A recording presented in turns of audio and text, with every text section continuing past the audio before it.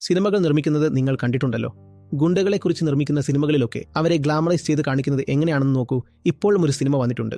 നിങ്ങളെ ഉപദ്രവിച്ചവരെ തന്നെയാണ് അതിൽ ഗ്ലാമറൈസ് ചെയ്ത് കാണിക്കുന്നത്. അധോലോകത്തിലെ ആ കോമാളികളെ കാണുമ്പോൾ ചിരിവരുന്ന രീതിയിലല്ല കാണിക്കുന്നത്. അങ്ങനെയല്ല കാണിക്കുന്നത്. അവരെ എങ്ങനെയെല്ലാമാണ് കാണിക്കുന്നത്. തരിത്തനായ മനുഷ്യൻ, ആണുങ്ങളിൽ ആൺകുട്ടി, ആ മീശ നോക്കൂ, സ്റ്റൈൽ നോക്കൂ, ഭാവങ്ങൾ നോക്കൂ, ഡാൻസ് നോക്കൂ. ഒരു കാര്യം പറയൂ, അയാളുടെ ഡാൻസിന് ആ സിനിമയുമായി എന്താണ് ബന്ധം? ആ കഥയിൽ ആ ഡാൻസ് സ്റ്റെപ്പിന്റെ ആവശ്യമുണ്ടായിരുന്നോ?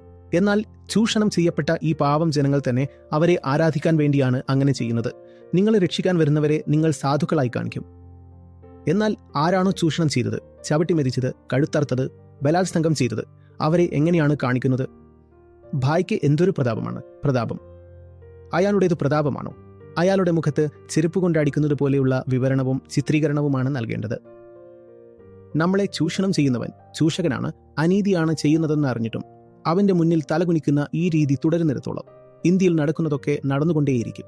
സ്നേഹം തന്നാൽ തല വെട്ടിച്ചു തരാം, എന്നാൽ ഭീഷണിപ്പെടുത്താനോ ചൂഷണം ചെയ്യാനോ നോക്കിയാൽ അല്പം പോലും വഴങ്ങില്ല എന്ന് പറയാൻ ആർജവമുള്ള മനുഷ്യനെയാണ് നമുക്ക് വേണ്ടത്.